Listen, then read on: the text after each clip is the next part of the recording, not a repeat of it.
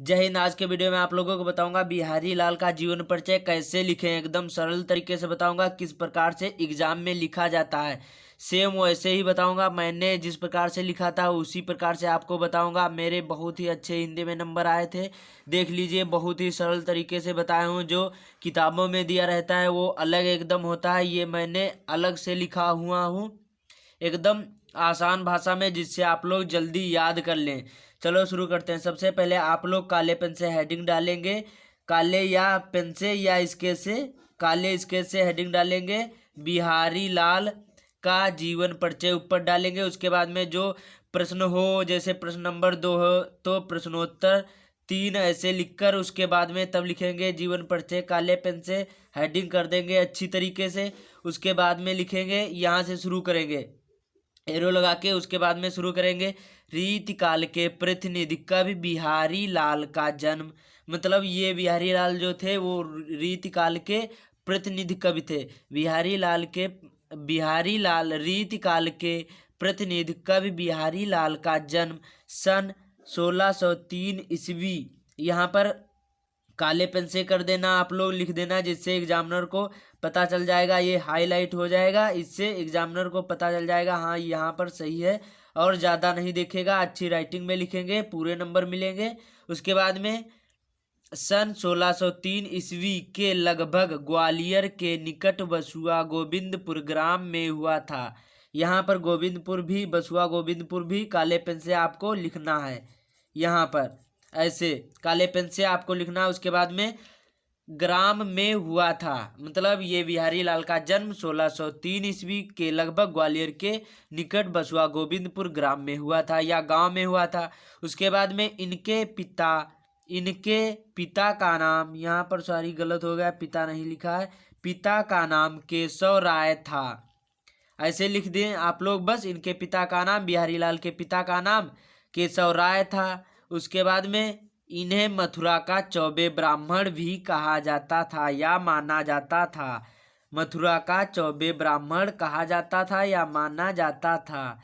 उसके बाद में इन्होंने स्वामी नरहरिदास से संस्कृत प्राकृत आदि का अध्ययन किया। यहाँ पर आप लोग लिख सकते हैं, जैसे आदि, मैंने आदि कर दिया। यहाँ पर और चीज़ ऐड कर सकते हैं, जैसे हिंदी और गणित और इंग्लिश का अध्ययन किया। मैंने संस्कृत प्राकृत आदि, आदि का मतलब सभी आ जाते हैं, आदि का अध्ययन किया, ऐसे लिख देंगे, याद भी करना है। युवा अवस्था अपनी ससुराल मथुरा में बिताई या बिताया, इस प्रकार से लिखना। उसके बाद में मुगल बादशाह शाहजहां के निमंत्रण पर ये, मतलब इन्होंने अपनी ज़्यादातर अवस्था जो थी वो ससुराल में बिताई। उसके बाद में जो मथुरा में स्थित थी, मुगल बादशाह शाहजहां के निमंत्रण पर ये आगरा चले गए। और उसके बाद में जयपुर के राजा जयसिंह के दरबारी कवि हो गए।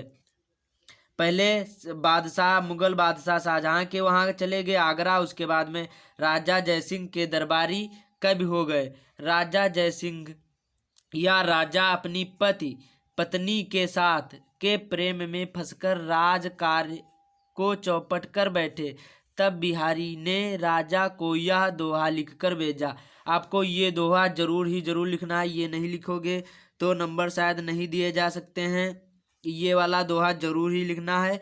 नहीं पराग नहीं मधुर मधु, नहीं विकास इहि काल, अली कली ही सौ बंध्यो आगे कौन हवाल।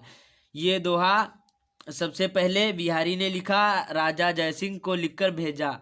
वो अपनी पत्नी के प्रेम जाल में फंस गए थे और राजकाज चौपट कर बैठे। उसके बाद में ये दोहा बिहारी ने लिखा, नहीं पराग नहीं मधुर मधु, नहीं विकास इहि काल, अली कली ही सौ बंध्यो आगे कौन हवाल। यह दोहा सुनकर, उसके बाद में इसी को आप ऐसे लिख देंगे, यह दोहा सुनकर राजा की आंखें खुल गईं और राजा जयसिंह की प्रेरणा पाकर अनेक सुंदर सुंदर दोहों की रचना करते थे।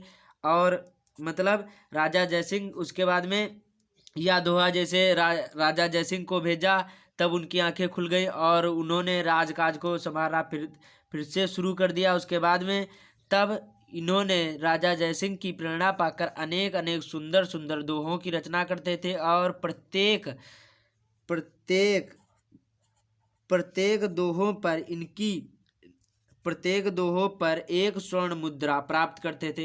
एक दोहा लिखते थे और इनको एक दोहे पर एक स्वर्ण मुद्रा राजा जयसिंह इनको देते थे। सन 1663 ईस्वी को इनकी मृत्यु हो गई। यहाँ पर काले पेन से भी लिख देंगे, ये 1663 ईस्वी को इनकी मृत्यु हो गई। और रचनाएं कैसे लिखना, हेडिंग डालेंगे काले पेन से, उसके बाद में एरो लगा के लिखेंगे बिहारी की सिर्फ एकमात्र रचना है। जो मतलब बिहारी की सिर्फ एकमात्र रचना है जिसका नाम बिहारी सतसई है, और कोई भी नहीं रचना है। इसमें 723 दोहे हैं। बस आपको इस प्रकार से लिखना है, एक भी नंबर नहीं कटेगा। रचनाएं में केवल इतना ही लिखना है, बिहारी की सिर्फ एकमात्र रचना बिहारी सतसई है, इसमें 700 दोहों का संग्रह है। बस इस प्रकार से लिखेंगे, एक भी नंबर नहीं कटेगा। वीडियो कैसा लगा आप लोग कमेंट में बताइएगा।